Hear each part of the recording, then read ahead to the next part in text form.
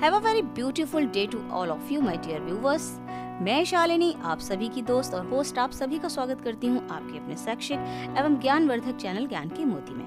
अगर आपने मेरे चैनल को अब तक सब्सक्राइब नहीं किया है तो जरूर करें। आज की वीडियो का विषय है उत्तर प्रदेश शिक्षक पात्रता परीक्षा 2021। इस वीडियो में हम कक्षा 6 से 8 यानी उच्च प्राथमिक स्तर शिक्षण हेतु प्रश्न पत्र द्वितीय का अध्ययन करेंगे। द्वितीय प्रश्न पत्र उच्च प्राथमिक स्तर कक्षा 6 से 8 तक के लिए परीक्षा की अवधि है 2.5 घंटे अर्थात कुल 150 मिनट। तो चलिए जल्दी से विषय सूची और संरचना पर भी एक नजर डाल लेते हैं। विषय सूची के अंतर्गत 4 भागों में प्रश्न पत्र आता है। पहला भाग है जो कि अनिवार्य विषय है बाल विकास और शिक्षण विधि, जिसके अंतर्गत 30 क्वेश्चंस दिए जाते हैं। दूसरा भाग आता है हिंदी जो कि अनिवार्य विषय है, इसमें से 30 क्वेश्चंस आते हैं। तीसरे भाग के अंतर्गत अंग्रेजी अथवा उर्दू अथवा संस्कृत, इनमें से कोई एक अनिवार्य विषय ऑप्शनल है, इसमें से भी 30 क्वेश्चंस आते हैं। और अंत में चौथा भाग है गणित व विज्ञान शिक्षक के लिए गणित एवं साइंस और सामाजिक अध्ययन के शिक्षक के लिए सामाजिक अध्ययन। इस भाग के अंतर्गत 60 क्वेश्चंस आते हैं। प्रत्येक क्वेश्चन 1 नंबर का होता है। कुल प्रश्नों की संख्या हो गई 150 और 150 नंबर का ही आपका प्रश्न पत्र भी आता है। डियर व्यूअर्स, हम प्रतिदिन प्रत्येक भाग के 30 क्वेश्चंस हल करेंगे और साथ ही साथ इन विषयों के महत्वपूर्ण बिंदुओं पर भी चर्चा करेंगे। तो चलिए भाग 1 से हम शुरू करेंगे बाल विकास एवं शिक्षण विधियां, जिसके 30 क्वेश्चंस आपके सामने हैं। लेकिन उससे पहले हम जानेंगे कि बाल विकास का अर्थ तथा इसकी आवश्यकता क्या है। डियर व्यूअर्स, विकास की संपूर्ण प्रक्रिया को कुछ अवस्थाओं में बांटा जा सकता है। विकास की अवस्था शब्दों से ही संकेत मिलता है कि एक अवस्था से दूसरी अवस्था में जाने पर विकास प्रक्रिया में कुछ निश्चित परिवर्तन आ जाते हैं। वास्तव में विकास एक सतत क्रिया है जो जन्म से लेकर मृत्यु पर्यंत चलती है। माता के द्वारा गर्भ धारण करने से लेकर शिशु के जन्म तक का समय गर्भावस्था कहलाती है। शिशु के जन्म के उपरांत 5 वर्ष तक का काल शैशवावस्था कहलाता है या शैशव काल कहलाता है। 5 वर्ष की आयु से 12 वर्ष की आयु तक की अवधि बाल्यावस्था या बाल्यकाल कहलाती है। 12 वर्ष की आयु से लेकर 18 वर्ष की आयु तक की अवस्था किशोरावस्था कहलाती है और 18 वर्ष की आयु के उपरांत का काल प्रौढ़ावस्था या प्रौढ़काल कहलाता है। चलिए अब हम ये जानते हैं कि बाल विकास को समझने की आवश्यकता एक शिक्षक को क्यों पड़ती है। शैक्षिक दृष्टि से इनमें से मध्य की 3 अवस्थाओं जैसे शैशवावस्था, बाल्यावस्था और किशोरावस्था का अत्यधिक महत्व है। ब्लेयर, जोन्स एवं सिम्पसन के अनुसार शैक्षिक दृष्टिकोण से जीवन चक्र में बाल्यावस्था से अधिक कोई महत्वपूर्ण अवस्था नहीं है। जो शिक्षक इन अवस्था के बालकों को शिक्षा देते हैं, उन्हें बालकों का, उनकी आधारभूत आवश्यकताओं का, उनकी समस्याओं एवं उनकी परिस्थितियों की पूर्ण जानकारी होनी चाहिए, जो उनके व्यवहार को रूपांतरित और परिवर्तित करती है। कोल व ब्रूस ने बाल्यावस्था के जीवन को अनोखा काल बताते हुए कहा है कि वास्तव में माता पिता के लिए बाल विकास की इस अवस्था को समझना कठिन है।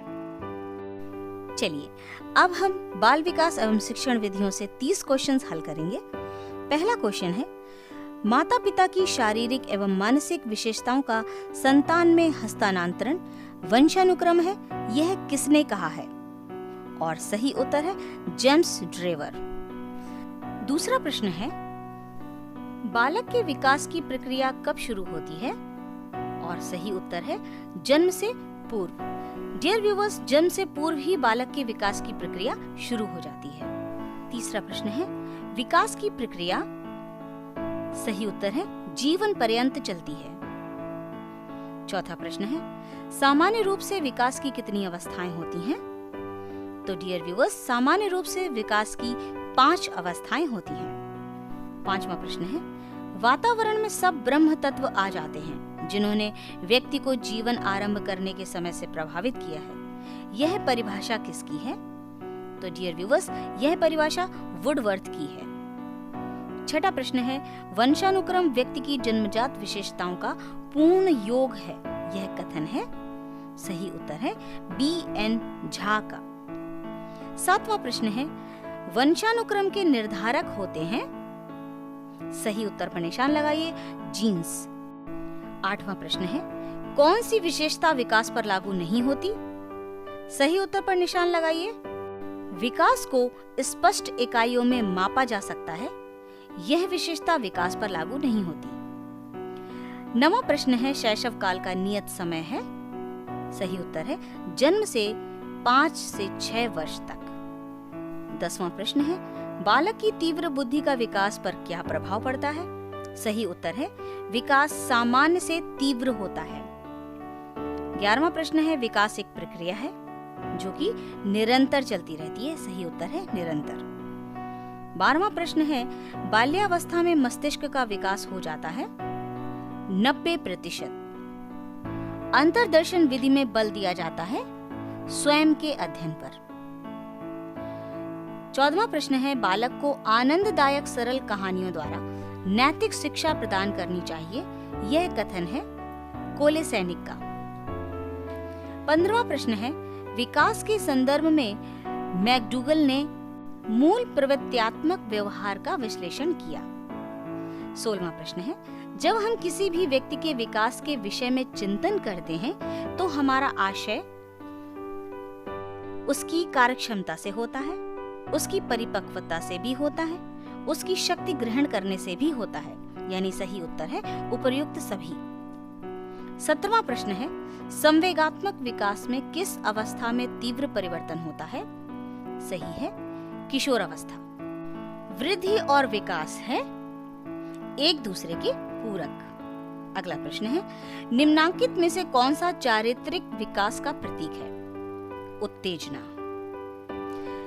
अगला प्रश्न है, विकासात्मक पद्धति को कहते हैं उत्पत्ति मूलक विधि।